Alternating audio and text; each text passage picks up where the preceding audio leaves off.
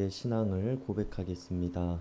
전능하사 천지를 만드신 하나님 아버지를 내가 믿사오며 그 외아들 우리 주 예수 그리스도를 믿사오니 이는 성령으로 잉태하사 동정녀 마리아에게 나시고 본디오 빌라도에게 고난을 받으사 십자가에 못 박혀 죽으시고 장사한 지 사흘 만에 죽은 자 가운데서 다시 살아나시며 하늘에 오르사 전능하신 하나님 우편에 앉아 계시다가 저리로서 산 자와 죽은 자를 심판하러 오시리라.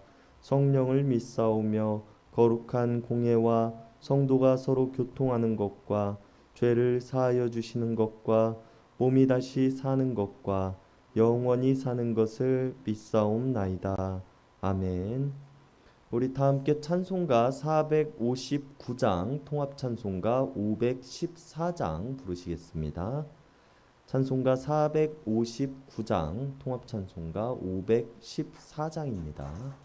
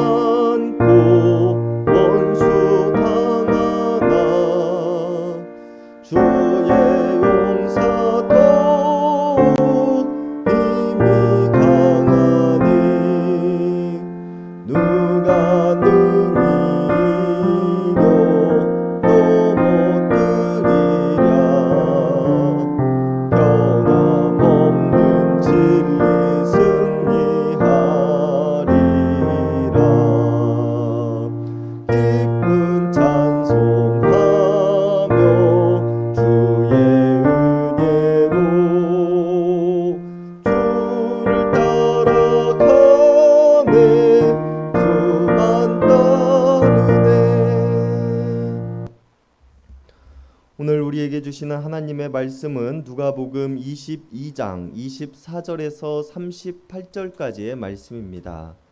누가복음 22장 24절에서 38절까지의 말씀입니다.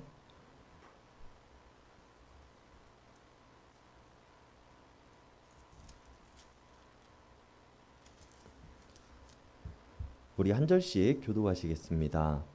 또 그들 사이에 그중 누가 크냐 하는 다툼이 난지라.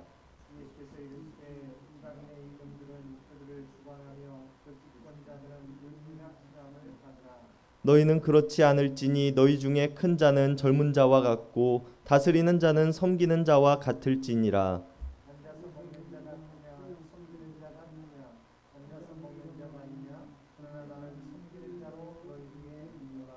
너희는 나의 모든 시험 중에 항상 나와 함께한 자들인즉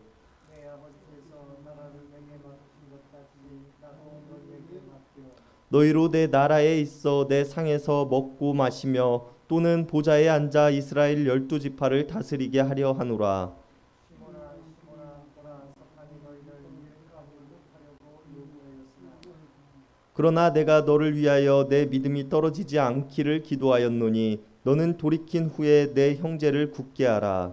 그가 말하되 주여 내가 주와 함께 옥에도 죽는 데도 가기를 각오하였나이다.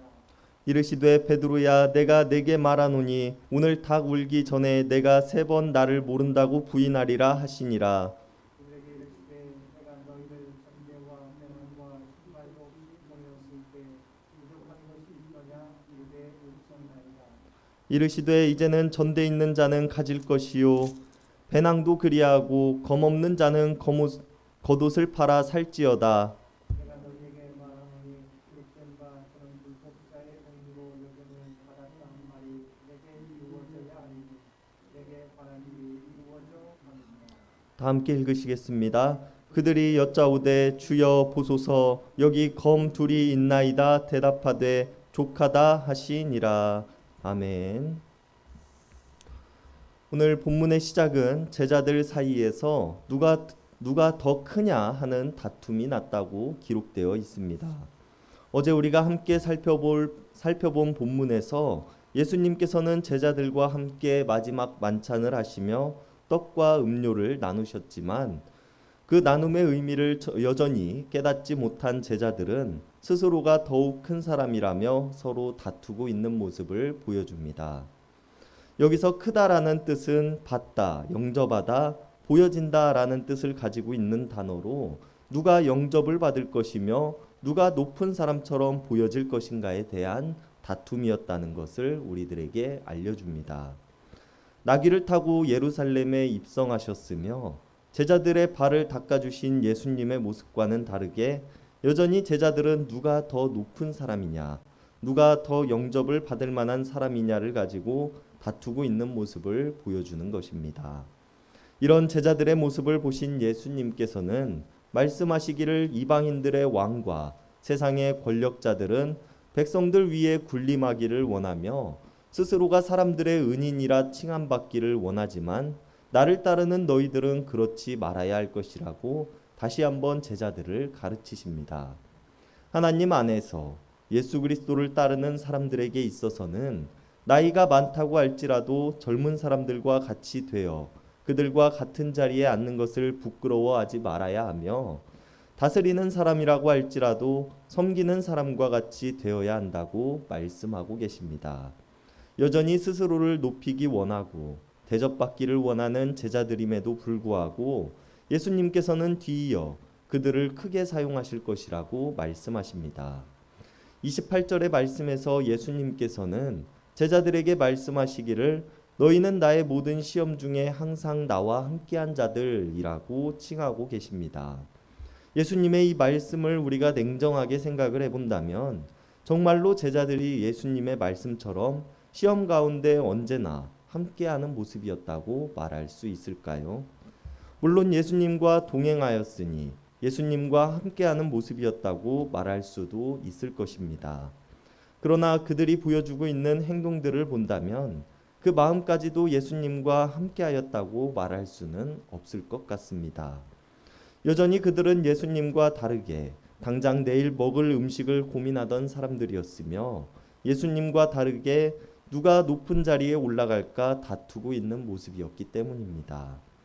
그러나 오늘 예수님께서는 이런 제자들을 향하여 너희가 나의 시험에 항상 함께하였다고 그들을 높여주고 있는 모습을 보여주시는 것입니다.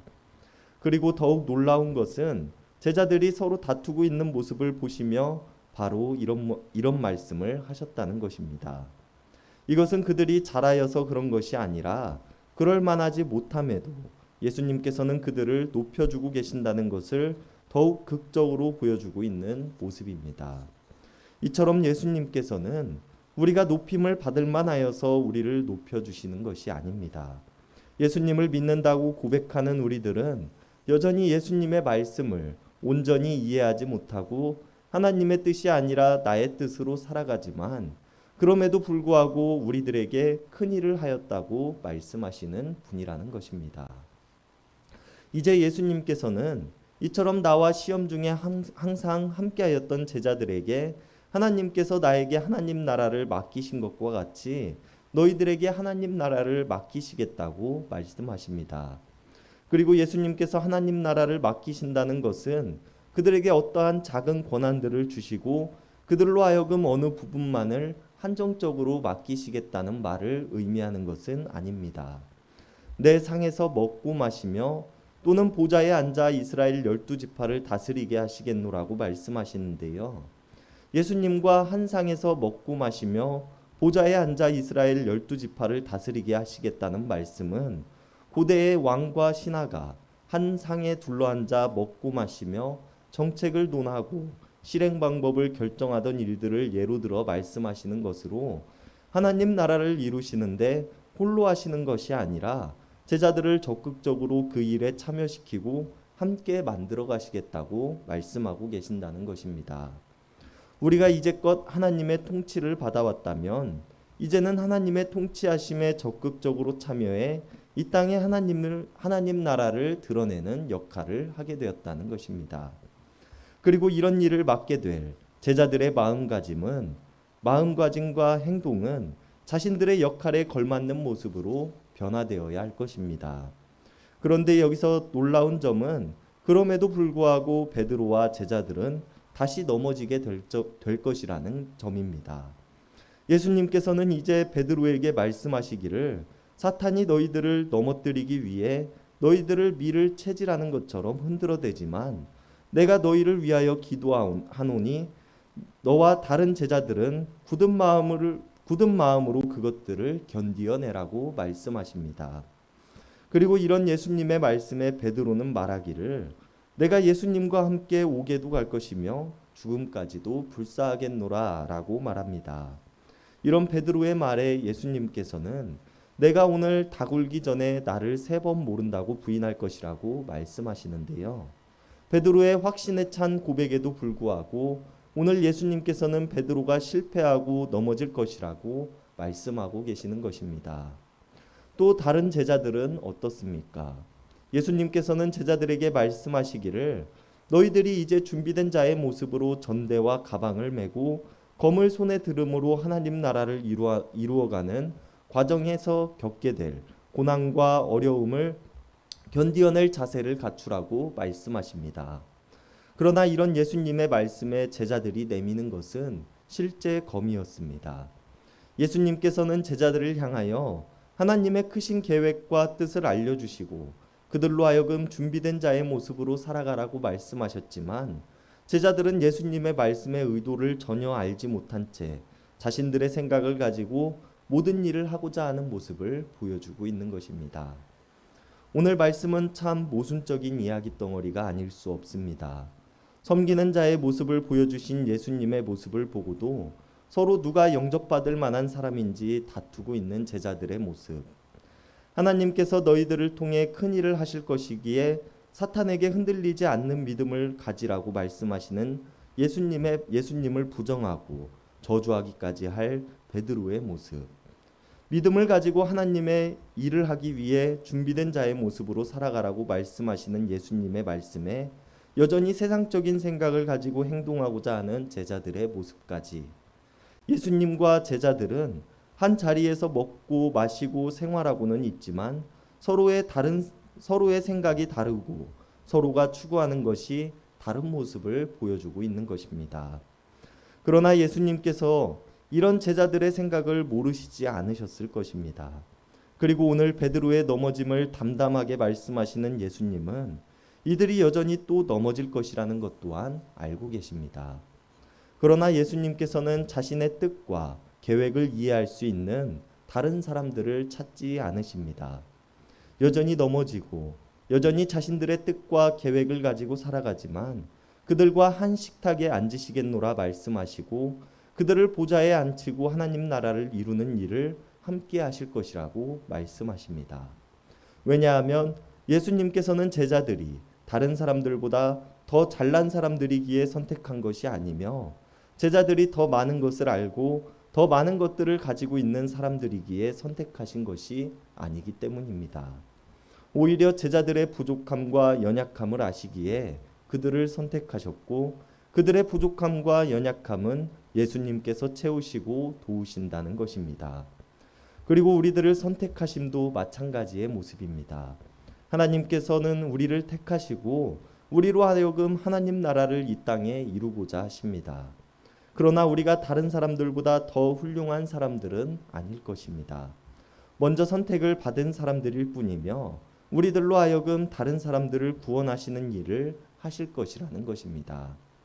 이것이 하나님께서 일하시는 모습이며 우리들에게 기대하시는 모습입니다.